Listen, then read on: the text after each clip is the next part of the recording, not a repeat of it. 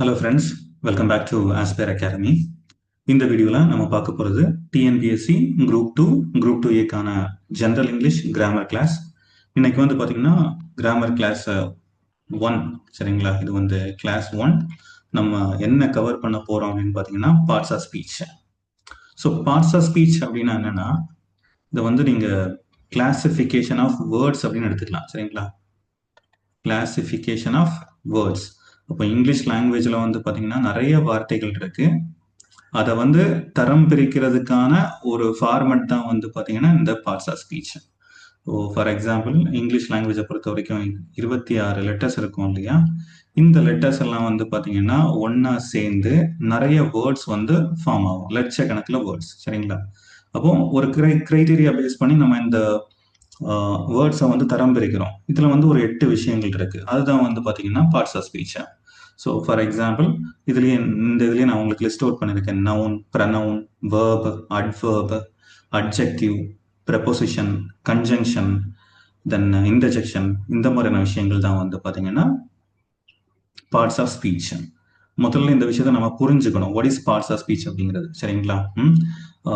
ஏன்னா சின்ன வயசுல நம்ம பார்ட்ஸ் ஆஃப் ஸ்பீச் அப்படின்னு கண்மூடித்தனமா அதை வந்து மனப்பாடம் பண்ணியிருப்போம். அது என்னன்னே தெரியாது. நிறைய வார்த்தைகள் இருக்கு.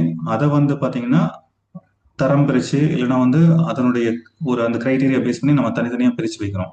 இப்போ நவுன் அப்படின்னு சொல்லும்போது வந்து பார்த்தீங்கன்னா நேமிங் வேர்டு. சரிங்களா? நேமிங் வேர்டு ஒரு நபருடைய பேரா இருக்கலாம், பர்சன், ஆர் ஒரு பிளேஸ், இல்லை அப்படின்னா ஒரு ஆப்ஜெக்ட். சரிங்களா? இல்லை அப்படின்னா ஒரு அனிமல், ஈவன் குவாலிட்டி, எமோஷன்ஸ், அதனுடைய பெயர்கள் கூட வந்து பார்த்தீங்கன்னா நவுன்ல வரும். சரிங்களா? இப்போ நவுன் அப்படிங்கிறத வந்து தமிழ்ல சொல்லணும் அப்படின்னா பெயர் சொல் அப்படின்னு சொல்லலாம். இப்போ ஒரு பேர் இருந்தால் அது பெயர் சொல், இல்லைன்னா நவுன். சரிங்களா? இப்போ ப்ரனவுன் அப்படின்னா வந்து பார்த்தீங்க அப்படின்னா used instead of noun. Instead of noun, பதிலாக. சரிங்களா? அப்போ இந்த நவுனுக்கு பதிலாக யூஸ் பண்ற வார்த்தை தான் வந்து பார்த்தீங்க அப்படின்னா ப்ரனவுன். நம்ம பார்ட்ஸ் ஆஃப் ஸ்பீச்ல படிக்கிற இந்த 8 கிளாசிபிகேஷன் இருக்கு இல்லையா, இந்த 8மே ஒவ்வொரு வார்த்தைகளை குறிக்கும். அது பேரா இருந்தா நவுன், அந்த பேருக்கு பதிலாக நம்ம யூஸ் பண்ற ஒரு வார்த்தையா இருந்தா அது வந்து ப்ரனவுன் அப்படிங்கிறது வரும். சரிங்களா? இப்போ for example let me take Arun அப்படிங்கிற ஒரு பேர் எடுத்துக்கிறேன் அப்படின்னா இதுக்கு பதிலாக நான் ஹி யூஸ் பண்ணுவேன். ஆர்த்தி வந்து பார்த்தீங்க அப்படின்னா ஷி யூஸ் பண்ணுவேன். சரிங்களா? இப்போ வந்து ஒரு ஜாக்கி அப்படிங்கிற மாதிரி ஒரு நாய் இருக்கு அப்படின்னா இட், இல்லைன்னா ஒரு ஆப்ஜெக்ட் இருக்கு அப்படின்னாலும் இட் அப்படி எடுத்துப்போம்.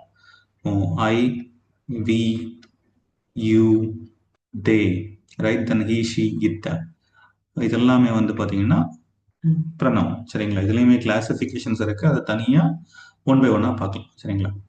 தென் the next one is verb. இது வந்து ரொம்ப ரொம்ப முக்கியமான ஒரு விஷயம். சரிங்களா? நம்ம எல்லாருக்குமே தெரியும் verb is an action word அப்படின்னு. சின்ன வயசுலேயே நம்மளை வந்து சொல்ல வச்சிருப்பாங்க, நமக்கு தெரியும். ஏன்னா நம்ம செய்கிற வேலை தான் வேர்ப். இந்த வேர்பை ஈஸியா நம்மளுடைய எக்ஸாம் பர்பஸுக்காக நான் எப்படி கிளாசிஃபை பண்றேன் அப்படின்னா V1, V2, V3, V4, V5. சரிங்களா? அப்போ இது வந்து ஜஸ்ட் ஃபார் ஒரு ஈஸியா உங்களுக்கு மனப்பாடம் பண்ணணும் அப்படிங்கிறதுக்காக. இப்போ V1 அப்படின்னா என்னன்னா ப்ரெசன்ட் வேர்ப். சரிங்களா? Present verb. எக்ஸாம்பிள் நம்ம எல்லாருக்கும் பிடிச்ச அந்த ஒரு வேர்ப் எடுத்துக்கிறேன், ஈட். ரைட்? தென் V2 அப்படின்னா பாஸ்ட் வேர்ப். Past verb. இதனுடைய எக்ஸாம்பிள் வந்து பார்த்தீங்கன்னா ஏட். அப்போ ஈட்டுடைய பாஸ்ட் இன்ஸ்டா வந்து பார்த்தீங்கன்னா ஏட். தென் V3 அப்படிங்கிறது பாஸ்ட் பார்ட்டிசிபல். சரிங்களா? இதனுடைய எக்ஸாம்பிள் ஈட்டன், தேர்ட் ஃபார்ம். சரிங்களா? தென் V4 அப்படிங்கிறது ப்ரெசன்ட் பார்ட்டிசிபல் அப்படிங்கிற மாதிரி சொல்லுவோம். சரிங்களா? Present participle. இது வந்து nothing else ING form. ING ஃபார்ம்னா ஈட்டிங் அப்படின்னு வரும். V5 அப்படிங்கிறது எஸ் ஃபார்ம். சரிங்களா? எஸ் ஃபார்ம் அப்படிங்கிறது வேற எதுவும் இல்லை, V1 கூட ஒரு எஸ் ஆட் பண்றோம். For example eats, right? இந்த மாதிரி வருது எஸ் ஃபார்ம். இந்த எஸ் ஃபார்மை நம்ம ஹீ, ஷி, இட் கூட மட்டும்தான் பயன்படுத்துவோம். போக போக இதை கத்துப்போம். சரிங்களா? இப்போ for example he play football சொல்ல மாட்டோம், he plays football, she place football, or she eats an apple. இந்த மாதிரி தான் நம்ம பேசுவோம்.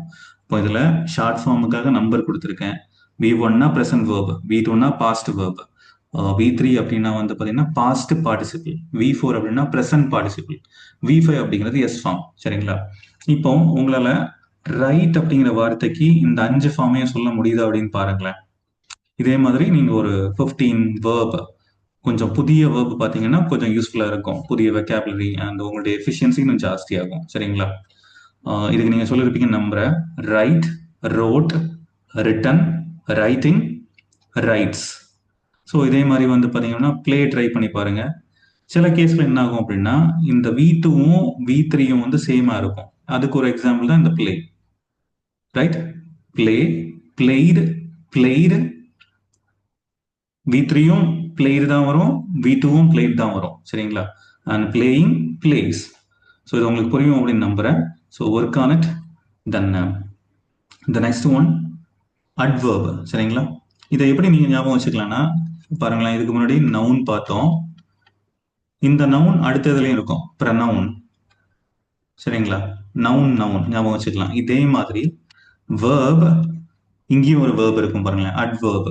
அப்போ ஒரு வேர்ப், ஒரு செயல் வந்து எப்படி நடந்தது அப்படின்னு சொல்றது, இல்லை அப்படின்னா இன்னொரு அட்வர்பையை வந்து பாத்தீங்கன்னா மாடிஃபை இல்லைன்னா டிஸ்கிரைப் பண்றது, இல்லைன்னா இன்னொரு அட்ஜெக்டிவ் வந்து டிஸ்கிரைப் பண்ணுது அப்படின்னா இதை வந்து நம்ம அட்வர்ப் அப்படின்னு சொல்லலாம்.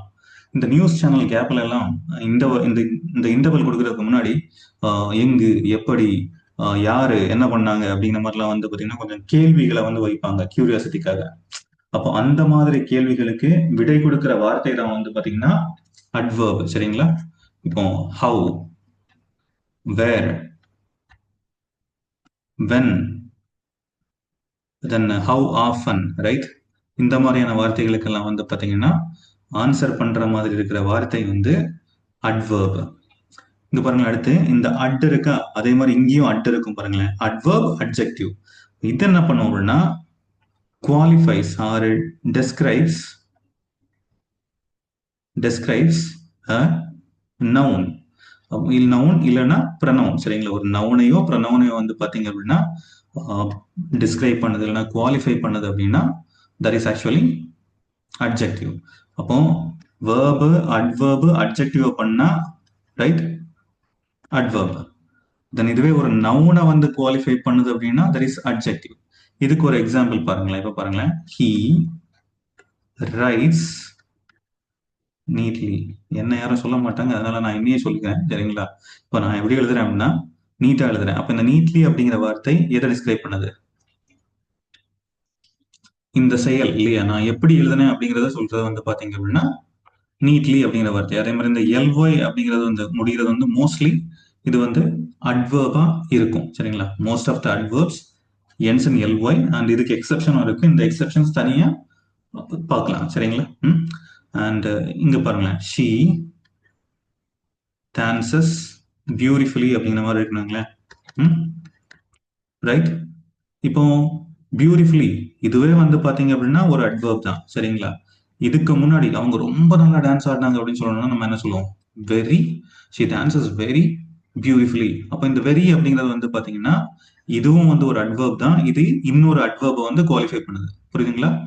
வேர்பையும் சொல்லலாம், இன்னொரு அட்வர்பையுமே சொல்லலாம், இன்னொரு அட்ஜெக்டிவையும் சொல்லலாம். கிளியர்? ஆனா இந்த அட்ஜெக்டிவ் அப்படிங்கிறது நவுனை தான் சொல்லும். சரிங்களா? நவுனை குவாலிஃபை பண்ணும். சரிங்களா?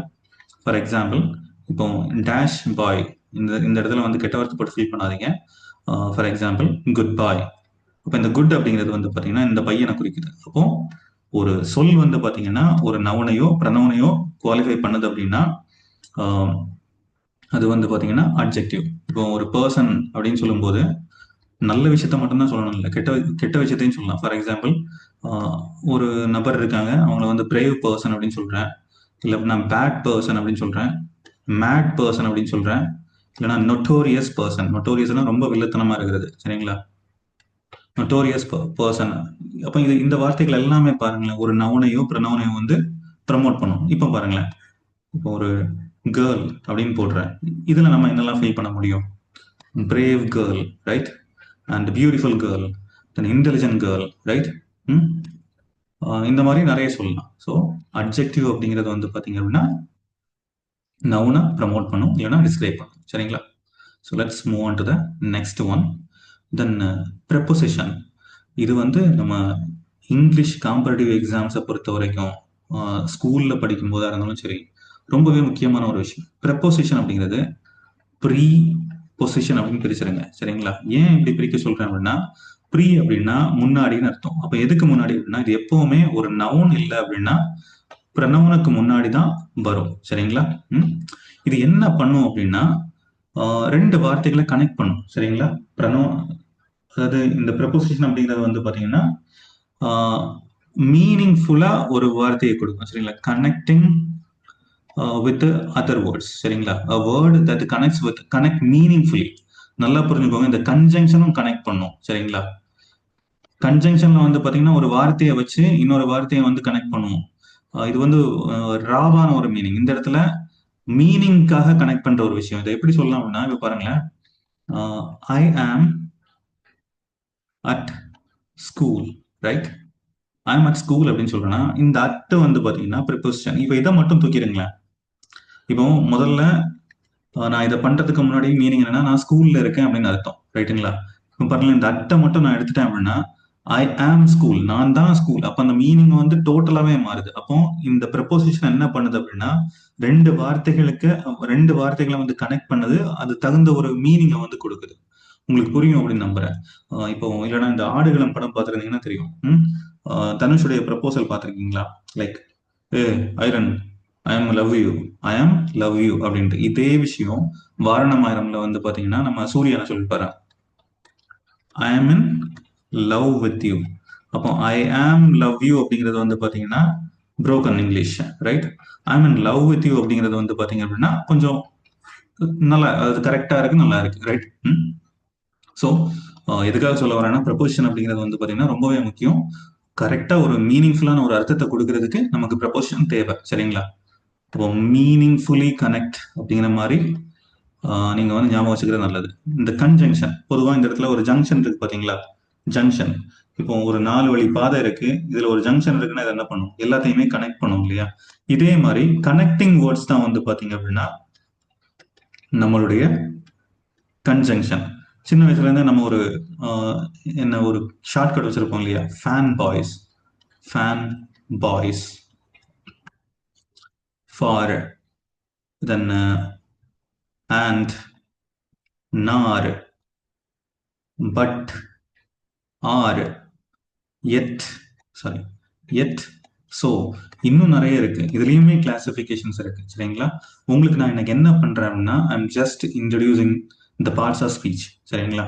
அப்போ கன்ஜங்ஷன், அப்போ இந்த ஜங்ஷன் அப்படின்னா கனெக்ட் பண்ணும், இது வந்து மீனிங்ஃபுல்லா கனெக்ட் பண்ணும். No the difference, okay? ரெண்டு ரெண்டு வார்த்தைகளுக்கு இடையில இருக்கிற தொடர்பை சொல்றது, மீனிங்ஃபுல்லான அர்த்தத்தின் அடிப்படையில தொடர்பு சொல்றது வந்து பாத்தீங்கன்னா ப்ரெப்போசிஷன். கன்ஜங்ஷன் அப்படிங்கிறது வந்து பாத்தீங்கன்னா கனெக்டர்ஸ். ஸோ இப்போ இந்த பிவிசி பைப் இல்ல இது இந்த பைப் எல்லாம் இருக்கும் இல்லையா, கனெக்ட் பண்ற ஒரு விஷயம். அதே மாதிரி ராவா பிசிக்கலான மீனிங் அப்படின்னா கன்ஜங்ஷன், அர்த்தம் அந்த மீனிங்கை பேஸ் பண்ணி அப்படின்னா ப்ரெப்போசிஷன். அண்ட் இன்டர்ஜெக்ஷன் அப்படின்னு சொல்லும்போது வேர்ட்ஸ், ரைட்? இங்க இருக்கிற 8மே வேர்ட்ஸ் தான், அதை மறந்துடக்கூடாது. எக்ஸ்பிரஸ், இதை என்ன எக்ஸ்பிரஸ் பண்ணுவோம் அப்படின்னா சடன் ஃபீலிங், சரிங்களா? Sudden feeling, sudden feeling of, அது ஜாயா இருக்கலாம், இல்லை அப்படின்னா சாரோவா இருக்கலாம், ரைட்டுங்களா? எதுவா வேணாலும் இருக்கலாம். ஃபார் எக்ஸாம்பிள், இப்போ நமக்கு பிடிச்ச ஒரு டீம் வந்து வின் ஆயிடுச்சு அப்படின்னா நம்ம எப்படி நம்மளுடைய என்ஜாய்மெண்ட் காமிப்போம்? Like, hurray we won the match. நம்ம இப்படி சொல்றது கிடையாது, இருந்தாலும் இங்கிலீஷ்காரன் இல்லையா, அப்படித்தானே பண்ணுவோம். ஸோ அதுக்கப்புறம் இப்போ ஏதாச்சும் வந்து நமக்கு வலிக்குது அப்படின்னா ouch, it's paining, right? And இப்போ நம்ம ரோட்ல போகும்போது ஏதாச்சும் அழகா பார்த்துட்டோம் அப்படின்னா சொல்லுவோம், wow what a beautiful flower அப்படின்னு சொல்லுவோம் இல்லையா? இந்த மாதிரியான விஷயங்கள், அலாஸ், தென் வந்து பாத்தீங்கன்னா அவுச், தென் ஹுரே, தென் ஓ, இந்த மாதிரியான வார்த்தைகள் எல்லாம் வந்து பாத்தீங்கன்னா intersection. So that's all with this session. So மறுபடியும் ஒரு வாட்டி சொல்றேன், இந்த பார்ட்ஸ் ஆஃப் ஸ்பீச் அப்படிங்கிறது என்ன அப்படின்னா வார்த்தையின் அடிப்படையில இங்கிலீஷ்ல நிறைய வார்த்தைகள் இருக்கு, அதை வந்து நம்ம கிளாசிஃபை பண்றது தான் வந்து பாத்தீங்க அப்படின்னா பார்ட்ஸ் ஆஃப் ஸ்பீச். இந்த பார்ட்ஸ் ஆஃப் ஸ்பீச் கீழே நமக்கு வந்து 8 விஷயங்கள் இருக்கு. நவுன், ப்ரனவுன், ரைட்டுங்களா? நவுன் அப்படிங்கிறது நேமிங் வேர்டு, ரைட்? ப்ரனவுன் அப்படிங்கிறது வந்து பாத்தீங்கன்னா இந்த நவுனுக்கு பதிலா பயன்படுத்துற விஷயம். தென் வேர்ப் அப்படிங்கிறது ஆக்ஷன் வேர்டு. இந்த வேர்ப் எப்படி நடந்தது, அதனுடைய இன்டென்சிட்டியை சொல்றது, எப்போ நடந்தது, எப்படி நடந்ததுலாம் சொல்றது அட்வர்ப். இதே மாதிரி நவுனை வந்து குவாலிஃபை பண்றதுக்காக இருக்கிறது தான் வந்து பாத்தீங்கன்னா அட்ஜெக்டிவ். தென் ப்ரிப்போசிஷன் பார்த்தோம் இல்லையா? ப்ரிப்போசிஷன் அப்படிங்கிறது வந்து பாத்தீங்க அப்படின்னா ஒரு நவுன் இல்லைன்னா ப்ரனவுனுக்கு முன்னாடி தான் வரும். அதனால தான் ப்ரீ பொசிஷன் அப்படின்னு பிரிச்சிருங்க. அண்ட் இது ரெண்டு வார்த்தைகளுக்கு இடையில இருக்கிற தொடர்பை வந்து மீனிங்ஃபுல்லா காமிக்கும். சரிங்களா? கன்ஜங்ஷன் அப்படிங்கிறது வந்து பாத்தீங்க அப்படின்னா ஜங்ஷன் வந்து கனெக்ட் பண்ணும் இல்லையா? அதே மாதிரி கன்ஜங்ஷன் வந்து பாத்தீங்கன்னா ரெண்டு வார்த்தைகளை வந்து கனெக்ட் பண்ணும். For example, Nisha and I went to the market, right? அதுக்கப்புறம் Sanchit and his friends are doing well.